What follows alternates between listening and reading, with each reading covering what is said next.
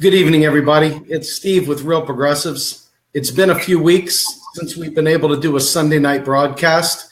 We miss our friend Ellis Winningham. Hopefully he'll be back in the future soon. But in the meantime, though, we figured we'd kick off our Sunday nights with a guest that everyone knows well, Dr. Bill Mitchell. Dr. Bill Mitchell is one of the gentlemen whom I have found the closest relationship to in terms of the way they view the economy as well as their political bend. And it's Bill Mitchell's blog, the Billy blog, that has given me so much information, so much of the background that I use to bring you all the information that Real Progressives brings. So without further ado, let me bring on our guest, Dr. Bill Mitchell. Welcome to the show, sir. Thanks very much, Steve. I got to tell you, it was an amazing opportunity. I know that you're an economist, but to me, you're a hero. To be able to meet with you and to watch you play your guitar and to experience just being around you in your element was a tremendous honor. I was so grateful to be a part of the UMKC, World Conference of Modern Monetary Theory. What were your thoughts about that? Well, it was a very interesting exercise. The numbers were great. I think there was around 250 people there, and that's pretty good for what we might term to be a fringe academic conference.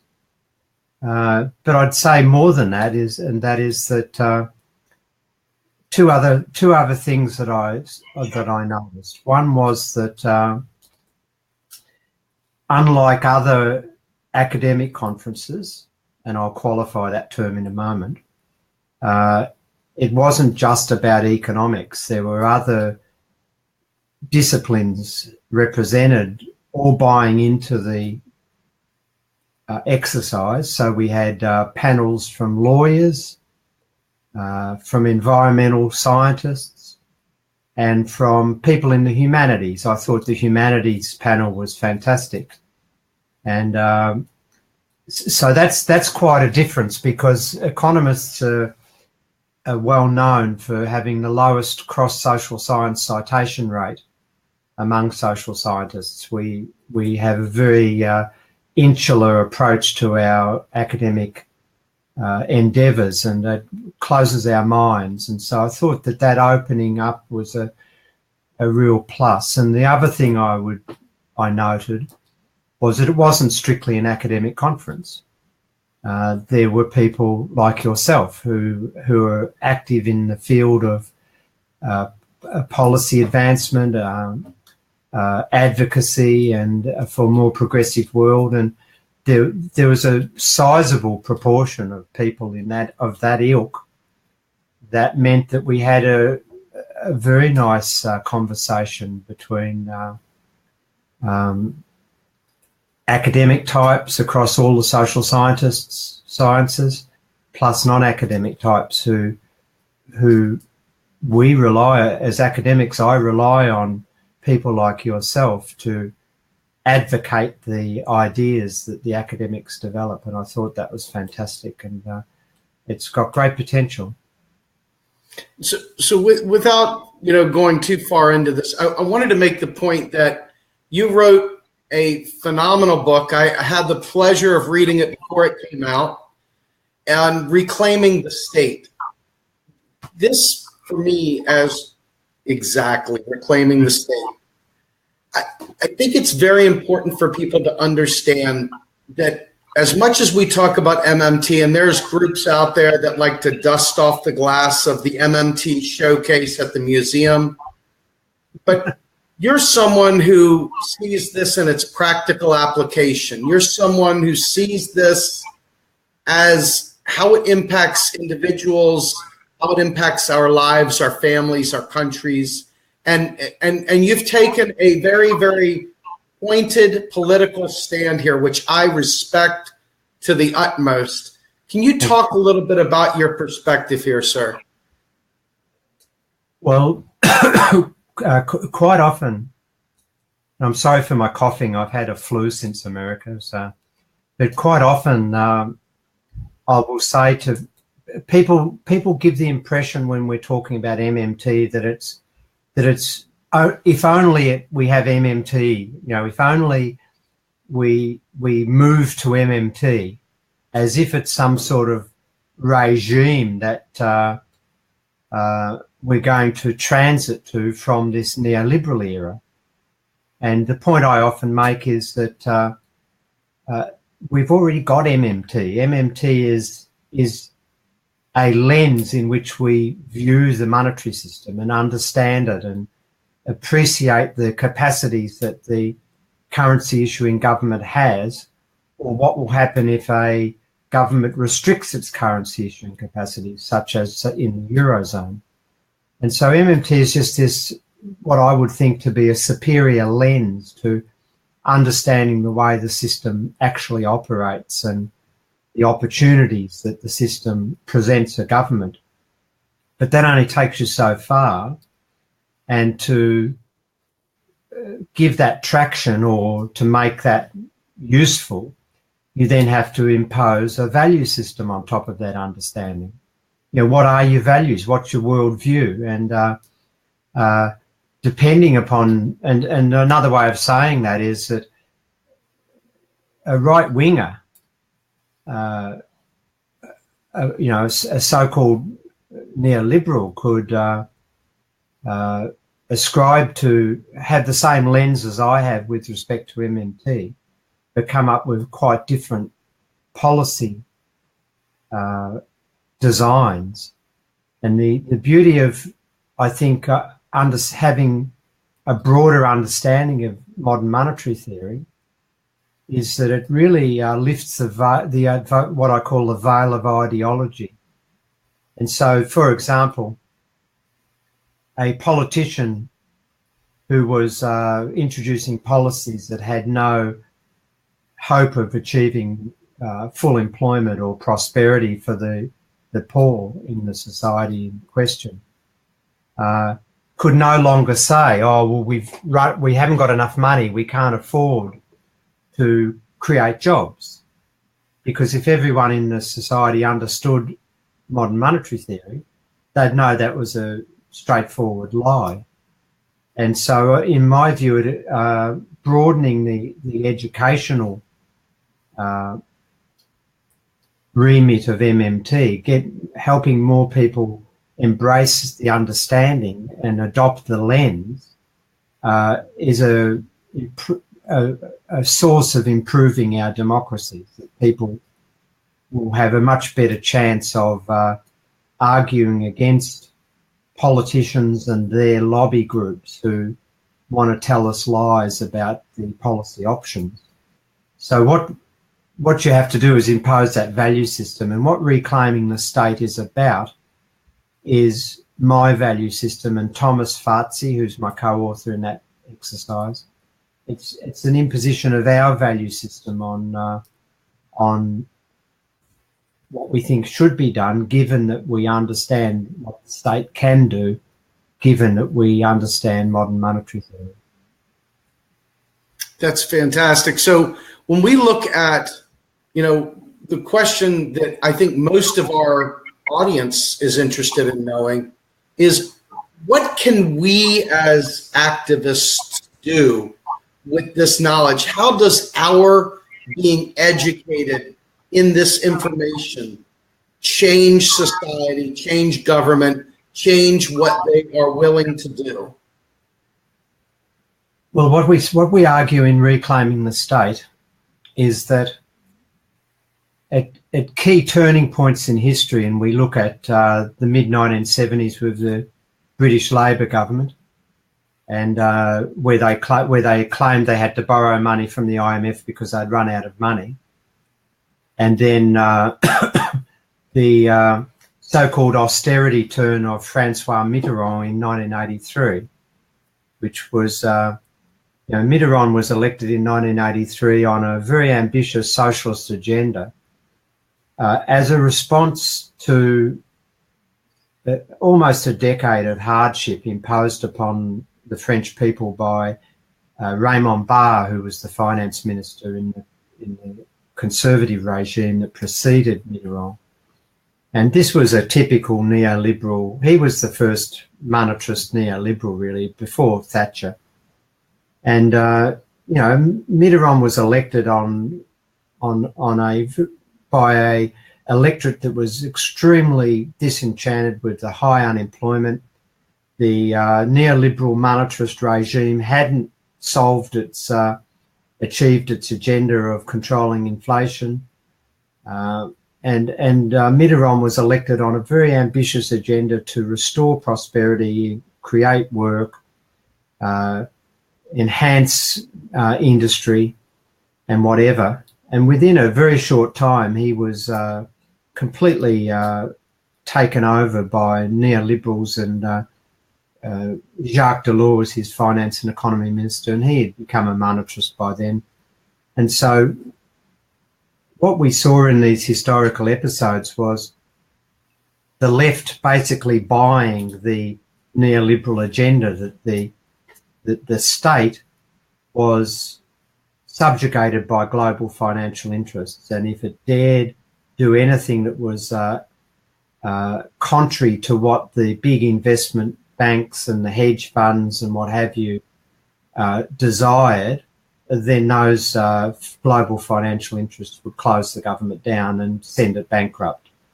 And this became the sort of mainstream left mantra, the progressive mantra. And so what you saw was a sequence of governments, the socialist parties, social democratic parties, Labour parties, Democrats in the US, all adopting this line that the nation state was weak now, that it had to adopt conservative economic policies to allay the global financial markets and all the rest of that narrative that we've still got today. But the right adopted a different view. It knew very well that it had to achieve its agenda through the state. It understood that the state was not weak at all, that short of raising an army and invading countries, the right had to introduce its agenda explicitly through the state by reconfiguring the state. And so if you go through all of the neoliberal policy changes, the privatisations, the outsourcing, the deregulation of financial markets and labour markets, the fiscal rules, the depoliticisation of fiscal policy, the rise of technocrats, the rise of central banks being the only credible aggregate economic policy unit. All of those things have worked through the state being co-opted and persuaded to make the changes through legislation and rules. And so what we argue in Reclaiming the State is that the left has to become smart again.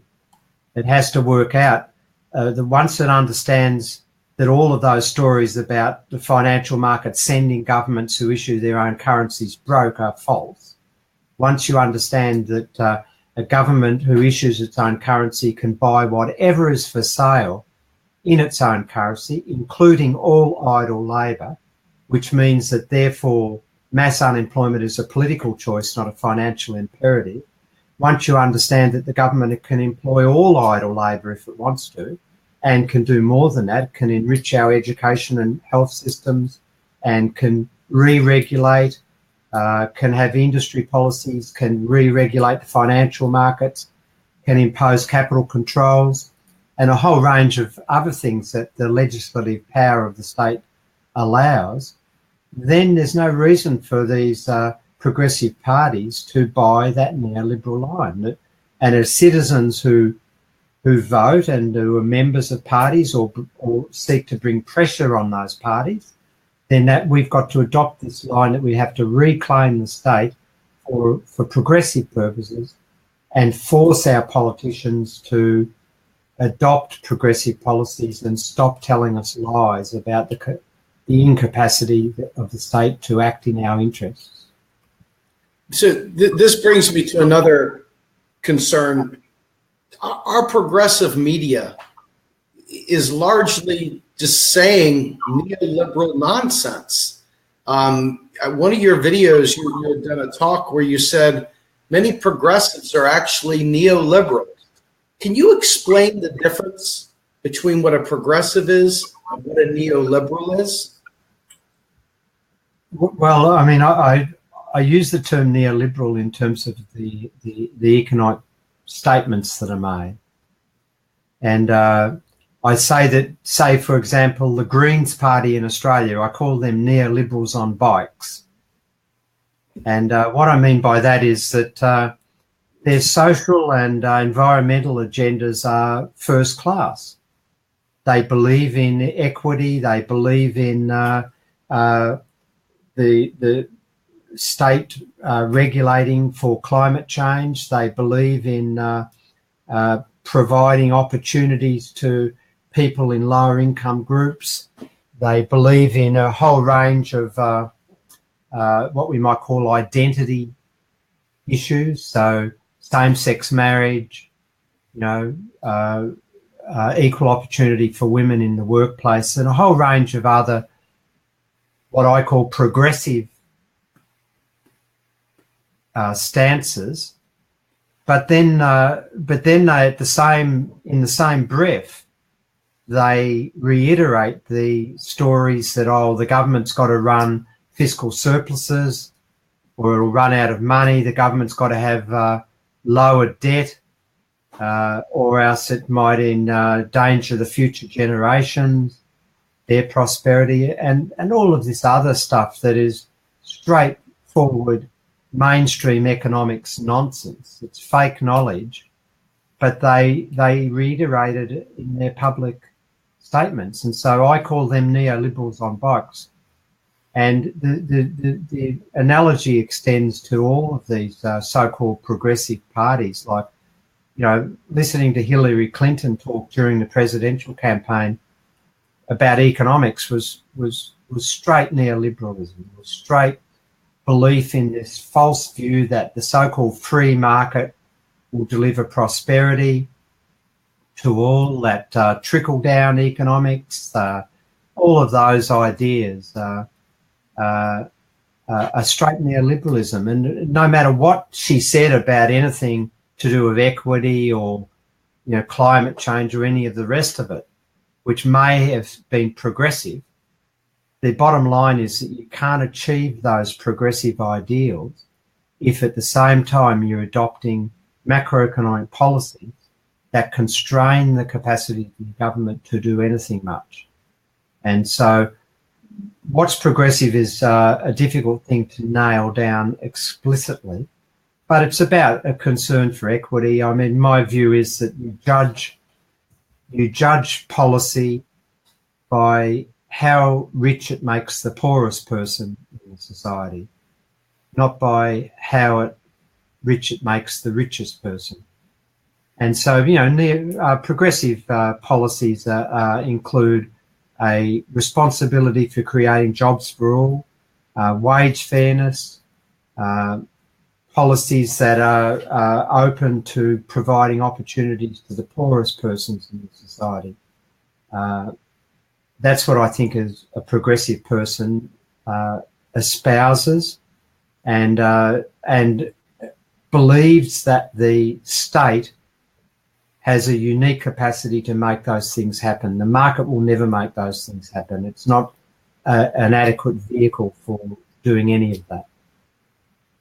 Okay. So, quick question. When you're looking at American views of what progressive is versus what your views of being a progressive might be, you realize that much of America is still infested and infected by Milton Friedman's view of the world. So much of what Milton Friedman said, basically his entire approach to quantity theory of money and the way that monetary policy versus fiscal policy, it is still corroding our entire lives every minute of every day. Your book spoke about Uncle Milty and his impact, if you will, on this. Can you talk a little bit about Milton Friedman's impact to what progressives face today as we try to overcome these hurdles? Excuse me. Well, I mean, Milton Friedman has blood on his hands. That's the reality. Um, his view of the world has progressively been adopted by all major political parties, and by the mid 1970s, it was very difficult to find any academic discussion that wasn't reflecting the rising dominance of monetarism.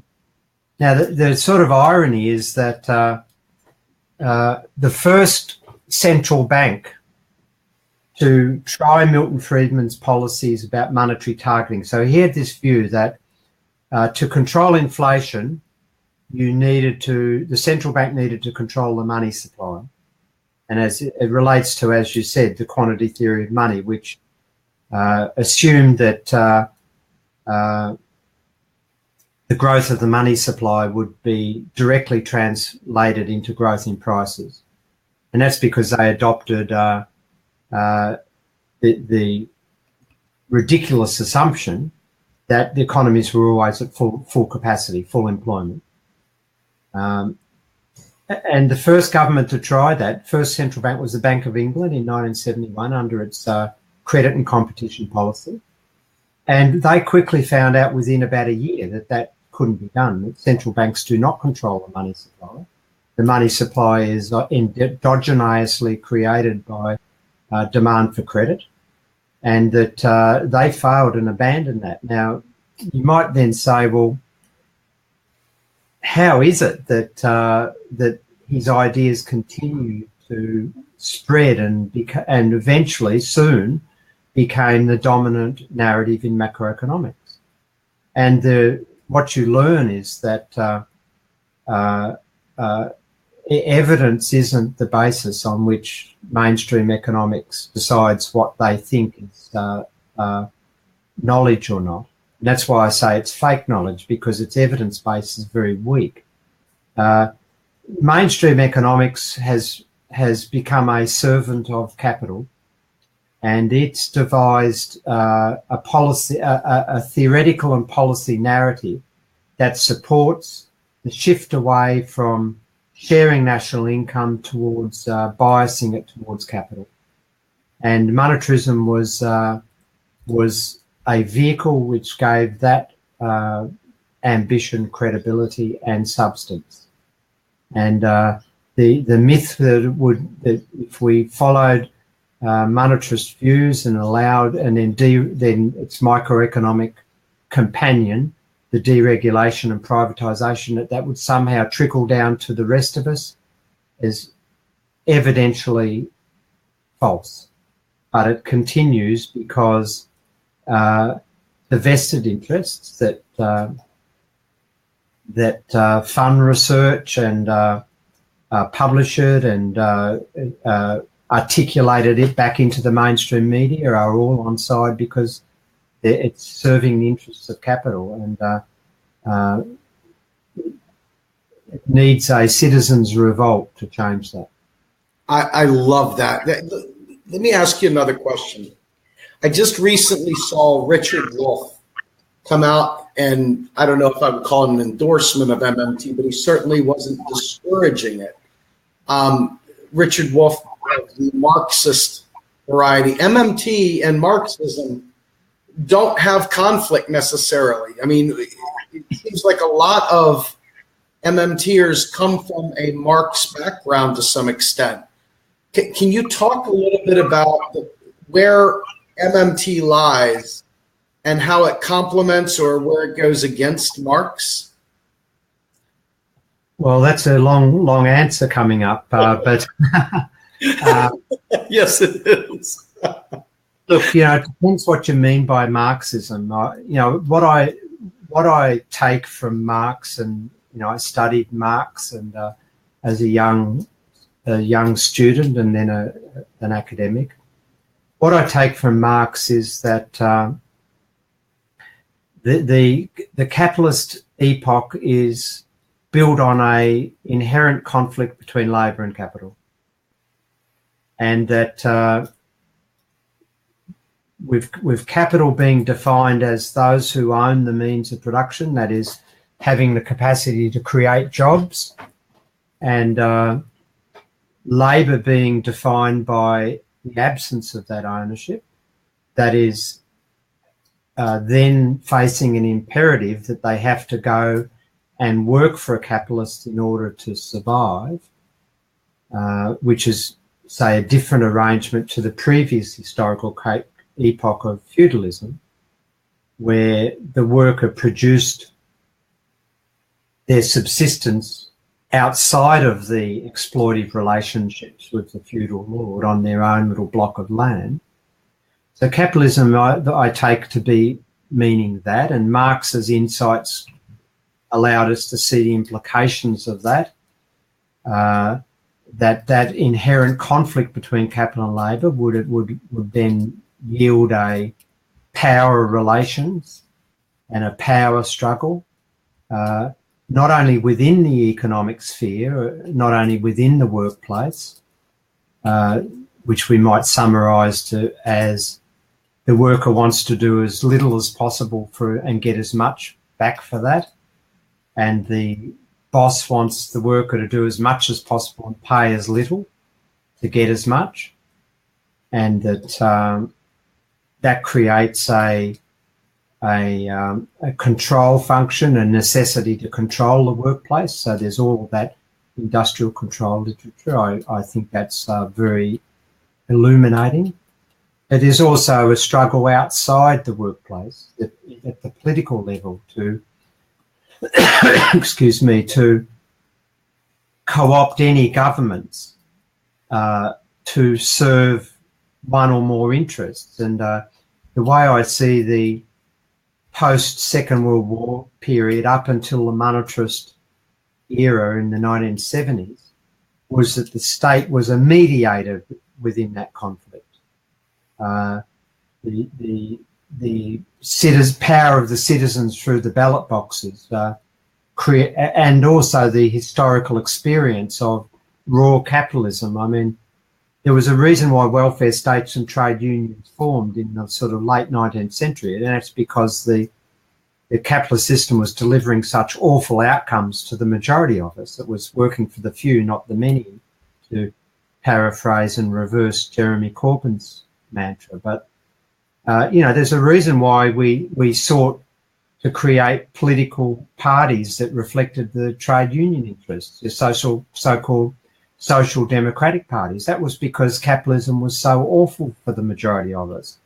It was delivering such awful workplaces and poor earnings outcomes and all of the rest of that. And so we formed social democratic parties. We formed labour parties as voices for workers. And for a while, those parties mediated the struggle between capital and labour. And this was what I call the full employment era, that real wages grew in line with productivity and allowed workers to share in the growth of real income. And there was legislation to protect workers from capricious employers sacking them, and workplace safety and income support schemes for those who weren't able to work. And that was a very progressive era. It wasn't utopia, but it was progressive. And now what we've seen in the neoliberal era, that political struggle from capital has triumphed, with states now, in my view, becoming an agent of capital rather than a mediator between capital and labour. So for MMT, remember, is just a lens of viewing how the system operates and what the capacity of the government is. And in my view, it's not incompatible with a Marxist leaning on what needs to be done. The state, in my view, needs to be a mediator between capital and labour, not an agent of capital. Great. So, Dr. Mitchell, another question, and this is kind of a difficult one, because I'm oftentimes stuck in this position where I'm trying to tell Marxists, hey, come on board here, help us win this war by uniting in macroeconomic truth. On the other side, I'm going to centrist Democrats and saying, hey guys, much of what you've known and learned to love is completely FUBAR. Come on over here and help us unite to bring about this progressive agenda. The reality is that you're telling them something so fundamentally different than what they've understood for so long that you find people within the movement so literally hell-bent on holding on to the economics of our oppressors that they can't make that leap to just see this for what it is. How do you, because you've spoken an awful lot about reframing modern monetary theory, being able to package it and say it differently, what are some of the ways that you would help someone striving for this knowledge that desperately wants a progressive revolution, so to speak? How would you package this in such a way that allows them to take ownership of this knowledge and march it forward? Well, I haven't been terribly successful at that myself. We've been chipping away at this for years, and we're only just starting to make traction. And we're learning as well as everybody else on how we can spread these ideas. But one thing I think is important is not to conflate the values with the lens. I think that's really critical. The task, there's two tasks. The first task is the educational task, to just ingrain the principles of modern monetary theory, which you can do in a way that doesn't require you to talk about Marx or Friedman or anything else. I think that's the first task, and I think some small stories are the best. Chipping away in a really small way is the way to start. And maybe just the two-person economy. I have a two-person economy story. If I'm just talking to somebody, I say, look, I'm the government, you're a person, you're the non-government. And I say to them, let's play this game. And they look at me and I say, okay, now you owe me $10 tax. And they look at me and I say, okay, where is it? And they say, well, how do I pay it? And I said, well, I've got the currency, I'm the government, you've got to pay me $10. And they look at me and they say, well, where am I going to get it from? And that's the first learning experience. You say, okay, well, I'll hire you for $20 an hour or $10, and let's do an hour's work on something. They say, okay, we're playing a mind game. And they immediately understand that I have to spend that currency before they can pay me back in taxes. So Logic 101 then principle is that something that causes something can't come after it. It's got to come before it. And so therefore the taxes can't cause the spending. The spending causes the taxation capacity. And so you can take that example further, and then I ask them, well, have you been able to save any of my currency this first period? If I've only hired you for 10 and you've paid me 10, they immediately understand they haven't been able to save anything. So we've got the next principle, and I say to them, well, I've spent 10 and got back 10. If I run a deficit or a surplus, they immediately understand that I've run a balance. And so there's principle number 2. Principle number 1 was that taxes can't cause spending. Principle number 2 is that the government balance is a dollar for dollar equal to the non-government balance. We've both run balances. And then the next part of the little game, I tell them, okay, I'll give you $20 this time, but I'll only tax you 10. So we get the second principle, that a deficit, and then they realise that they've got $10 spare in this little game that they didn't have to pay in taxes because I've given them 20 and done some work advancing well-being. And they immediately get the second principle, or reinforce that second principle, that my deficit is a source of their, and they understand this $10 is now wealth to them. It's a store of wealth. So you build up, that's a very simple way of talking. It's like talking to children. But it's relearning things. We have to start by relearning things that are so ingrained in us. I was at a function on Saturday evening, and these were all very educated, progressive people.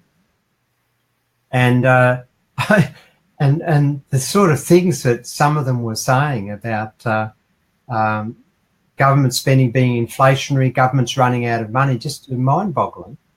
And so when you have that level of ingrained fake knowledge, you have to start simple by going back to primary school. And it's not an insult. It's just we learnt language in an elementary way. We learnt concepts in a very elementary way, and we have to go back to primary school. And that's the way I sort of approach it, in a respectful way, but that's the way I do it. And the language we use is very important, as you say. And I'm just learning this myself and trying to work through this myself. I now no longer use the word budget deficit to describe the fiscal balance of a currency issuing government, because that immediately invokes the frame that the government budget is somehow like a household budget, which is one of the primary organising tools of the mainstream to invoke those ideas that the government, our experience as households, is somehow meaningful in understanding the experience of government, which is clearly not. And so I avoid using that term budget. And there's a whole lot of other, I'm moving towards other things. I mean, maybe if we stop using government spending, because spent means exhaustion and nothing left, and maybe we should just use terms like government investment, which means expanding our fortunes rather than spending them off. And so I'm learning those things myself, but it's a real challenge and it's an ongoing journey. So it's interesting because, whenever Dr. Kelton or yourself or Warren or any of the other headliners in this movement go out there and they do some form of a tweet, it's instantly memorialized into almost a meme, because these short, concise answers do more for us, even if it's just to open the conversation. The article that Stephanie wrote for both the LA Times and the New York Times were like manna from heaven for those of us who are out there on the front line swinging away. Anytime one of these well-written, easy to consume articles comes out, it just gives us, a full 5-course meal of information to dole out to others. You wrote a textbook as well. And I think this is a good transition here. You wrote the very first textbook that was purely from an MMT perspective. Can you talk a little bit about why that's important, what went into it, and what we should be expecting from it?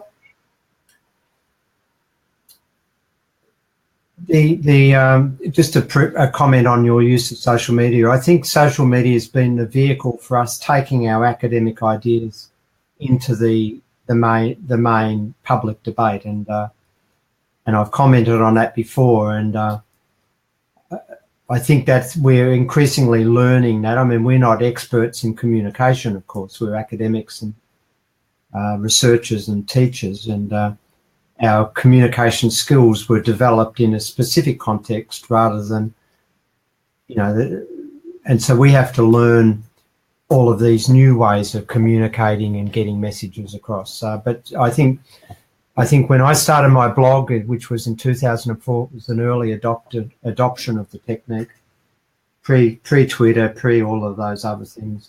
It started to bring our academic work into the main public debate, and I think people like Stephanie are very good at Twitter.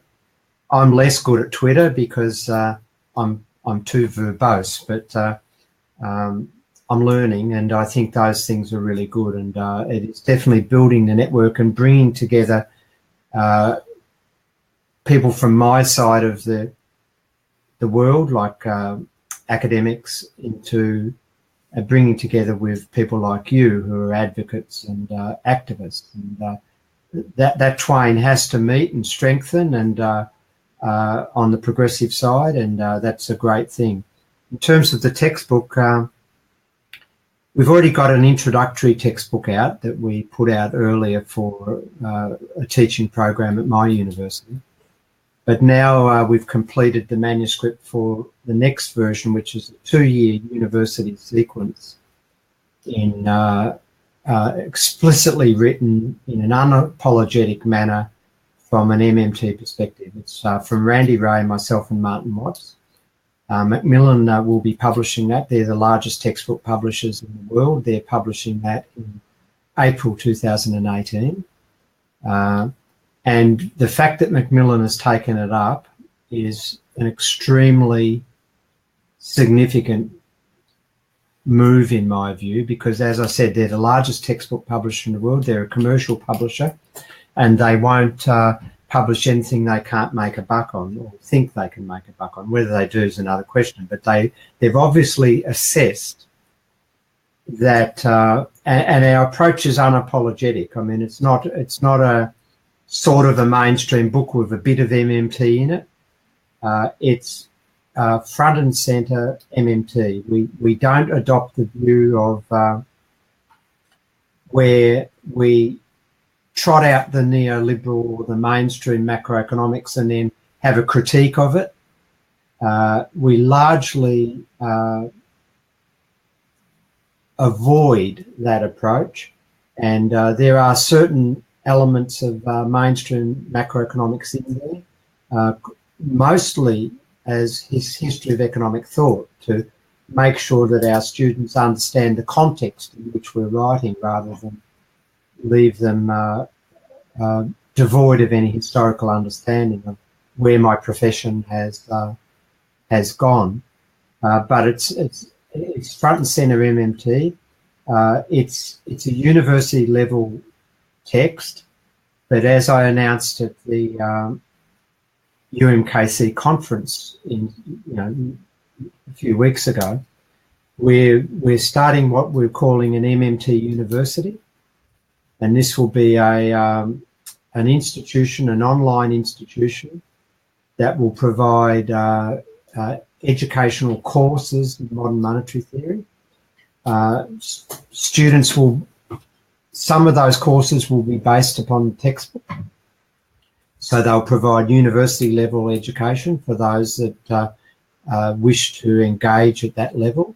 But we'll also be providing other courses which we might call, and with respect, primary school MMT courses. So very, very introductory courses. Some of them will be just short courses, but they'll be short. They'll be at a level which will allow people to progress intellectually up to the university level courses, even if they've never had a university or college, in your context, education.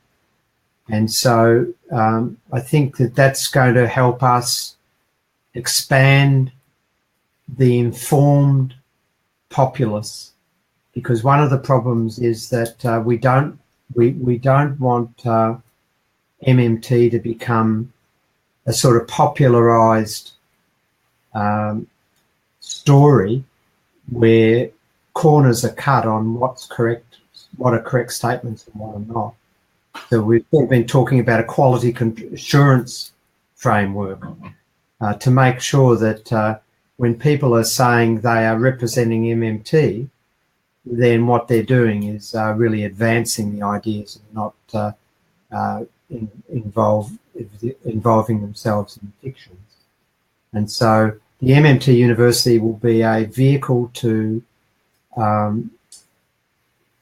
engage with those who want the most basic introduction through to those who want to have a university level. Now, it's not going to offer awards at this stage, but I'm hoping over time we'll be able to articulate formal arrangements with existing university programs where they credit students who have done the MMT courses with credits within a formal university program elsewhere.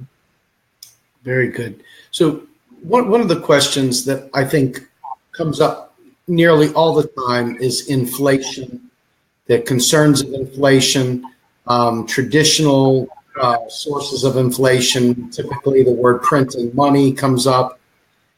We realize that that's not really the case. The real case has to do with resources and the availability of resources on demand. Can you talk a little bit, if you were presenting to a government that was really taking a serious consideration of MMT, how they might view the role of resources, inflation, and spending, that relationship there? Could you frame that for us? If I can, it's often stated by critics of MMT, and what's happening over the last year or maybe 2 years is that the number of critics is growing, and I think that's a great thing, because that means that the period in which people just ignored us is over. And when you've got people criticising you, it means that they're seeing it as a threat to their own particular worldview. So I think that's good. But one of the things that they, short put downs is, MMTs think that fiscal deficits are unlimited, and that there's no constraint on the size of a fiscal deficit that a government can run. And they say that because they then invoke all of this stuff about inflation and running out of money and all of that. Now, it's totally false. None of the main MMT academics have ever said anything remotely like that fiscal deficits are unlimited. What we say, or what I say, is that a currency issuing government can buy whatever is for sale in its own currency, and that's the limit. And when you think about it like that, there's no financial constraint on governments doing that, because that government issues its own currency. But what the constraint that the government that issues its own currency faces is a real resource constraint, as you pointed out. And real resources are capital and labour and land and the things that go into production. And if a government desires, has the political will, it can ensure that all idle productive resources are brought back into productive use in one form or another. But it can't do more than that. And if it tries to spend beyond the amount of spending that's required to bring those resources back into production, then of course it's going to be adding inflationary pressures. And so the inflation constraint is the available real resources that can be purchased with the government's currency. And so that tells you what the limit on the fiscal deficit should be if the non-government sector desires to run a surplus. And that is that the government deficit should be such that it makes sure that all idle resources are productively engaged. Not a dollar more than that. And most people say, oh yeah, but if you keep doing that, you'll just eventually get inflation. Well, no, you won't. Because what we know is that population sizes grow and productivity grows. And so the capacity of the real side of the economy, the productive side of the economy, is growing as well. And so that creates an imperative that spending in the economy grows in proportion with that. Because if the productive side, the supply side of the economy is growing, then the demand side has to follow it. Otherwise, you'll get insufficient spending in the economy, and a lack of, you'll get unemployment or recession. And so the government can run continuous deficits, and its spending can, in nominal terms, dollar terms, increase continuously without there being inflation, as long as they're sitting within that inflation constraint I mentioned. Now, then the Conservatives wheel out.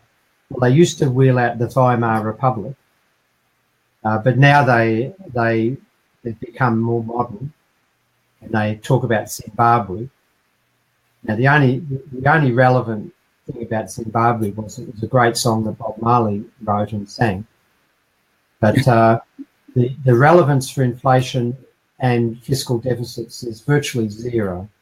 And the reason I say that is because, as I've explained in the past, the hyperinflation that Zimbabwe experienced was due to policies introduced by Robert Mugabe to reward his freedom fighters who broke the colonial yoke. And he awarded freedom fighters who were good at shooting up things. He awarded them, gave them land control of farms. Now, the two problems emerged was the farming in Zimbabwe was among the most productive in the world. It was held by whites, owned by whites. And the freedom fighters that took over those farms were not farmers. They were freedom fighters. And so what happened was that productivity and output in Zimbabwe collapsed by up to 60% very quickly. And if you've got a supply contraction of that size, then you'll get hyperinflation almost immediately. And cutting the fiscal deficit wouldn't have helped at all, because just the non-government spending would have driven the hyperinflation. And so when you have a massive supply contraction, same story in Weimar Republic in the 1920s, by the way. When you have a massive supply side contraction, you're going to get hyperinflation. It tells you nothing about ongoing fiscal deficits in a normal economy that's mostly found. Very good. All right. So my final question, which is going to kind of build on that, goes to the fact that you were dare I say, the father of the job guarantee, in terms of you had talked about the buffer stock for agriculture in Australia. And this is from a conversation you and I had offline. So my question to you is, given that we talk about Weimar and hyperinflations and all these other silly things that are oftentimes brought up to us to kind of slow us down, so to speak, the job guarantee is something that I think is of incredible importance, especially to minorities in the United States who are trapped in areas that are not only not serving their needs, but are leaving them behind. And I'm going to use some terminologies from Ellis Winningham, who usually is on with me. He basically said that the job guarantee allows mobility, which these affected communities never experienced before. Suddenly they can pick up and go wherever they want and have a job the next day, as it is their right to do so, with fringe benefits, etc. This is an incredibly empowering tool for the 99%, which in my opinion is the beginning of flipping neoliberalism on its head. Can you talk a little bit about the job guarantee, its impact on minority communities, and overall why it is so key to understanding MMT? Well, hopefully I can. I'm not sure I'd call myself the father. I wouldn't call myself the father of job guarantee. Clearly, in this modern era, the terminology, I reintroduced that terminology. Others had talked about this in earlier periods, both the term and the concept. What I think, and Warren and I came to this separately. Warren Mosler had a concept called employer of last resort, and I had a concept called buffer stock employment, BSE. And the reason I changed from BSE to job guarantee was because Britain was enduring the mad cow disease, if you remember, which was called BSE, and I thought that we better not have the job guarantee policy being related to mad cows. But I came on, the idea that I had came about when I was a university student in late 1970s, 1978 to be explicit. And it was in relation to the wool price stabilisation scheme that the Australian government ran. And this was briefly a scheme where they agreed to stabilise prices for farmers so that farm incomes wouldn't have those ups and downs, seasonal ups and downs, and so farmers could plan their lives better. And so whenever the wool clip, the production of wool each year was above amount to stabilise that price, if there was too much wool, the government would agree to buy it all, the surplus. And if the wool clip was deficient, so prices would rise, the government sold the wool clip out of its buffer stocks that it held in big red brick buildings all around Australia. And so I wasn't so much interested in the wool industry at the time I was studying agricultural economics. I was more interested in employment of labour. And it was at a time when unemployment was starting to rise in the late 70s, as it did everywhere. And so I thought that this was a full employment of wool, of labour plan, that the government could buy all the surplus labour that the private sector didn't want, and then at a fixed price, and then stabilise the price, and then release it back into the private sector if and when the private sector was bidding it away and was strong enough to give it work and pay it above that fixed price, which would effectively become the minimum wage. And that's how I got the idea of job guarantee. Warren came through it in a different way, but it's become a centrepiece of what we now call modern monetary theory. And without being too geeky, there's been a major debate in macroeconomics over the years called the Phillips curve debate. And this is the so-called relationship between unemployment and inflation. So Keynesians believed that there was a trade-off, that if you wanted to have less unemployment, you had to tolerate more inflation, and so governments had to make that choice. Monetarists came along and said there was no real trade-off, that there was only one unemployment rate that the market would fix at, which would be consistent with stable inflation, and you had to tolerate that no matter what level. And if it was too high, governments could do nothing about it other than structural change, which really meant deregulation and training and those type of things, the neoliberal era. And what the job guarantee idea does for the Phillips curve debate is it basically renders it irrelevant, because what it shows is that the government can have true full employment with stable inflation by paying a fixed price to any labour unconditionally, to any labour that is not working. And the reason that it basically voids the so-called trade-off between unemployment and inflation is that the government, when it's offering a fixed price, is offering it to anybody who's currently has no bid in the private market. What I mean by that is that the private market doesn't want this resource. They're not prepared to pay a cent for them. That's why they're unemployed. And so the government is not competing with the private sector for any market resource at all. They're buying labour that the market doesn't want. And so that can't be inflationary. And so this I saw this as a very important step in the development of macroeconomic policy and understanding that you no longer had to accept that there was a trade-off or no trade-off between unemployment and inflation. You could have price stability and full employment both together. And how that, to me, that's a very empowering thing for communities, because it recognises that the state has a responsibility for full employment, that that any unemployment is then a political choice, and then citizens have to demand, well, what the hell are you doing if you're just making this political choice? Whose politics are you serving? But moreover, it recognises that the state chooses the unemployment rate and can choose a very low unemployment rate if it desires, and we force it to, as through citizens' action. And the major cause of poverty and dislocation is unemployment. And the job guarantee, as you said, is an empowering policy framework. It gives income security. It's a framework that it could incorporate skill development. It's a framework that can incorporate inclusion of minorities that don't find themselves able to work, and I'm thinking people with disabilities that private sector will never employ, and so the public sector has a flexible framework that can employ people with adequate clinical support as well as the job.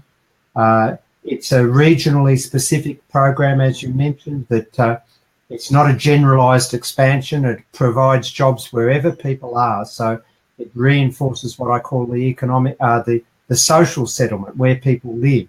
It brings the economic settlement where jobs are to where people live, and stops this sort of bleeding of regional areas where there's no industry anymore. And it can also be used as a really powerful force to meet unmet community and environmental needs. And I think it's a really evolutionary framework, which is why I can't understand why progressives have increasingly opted to support basic income guarantees. But I think that's another topic of conversation for us.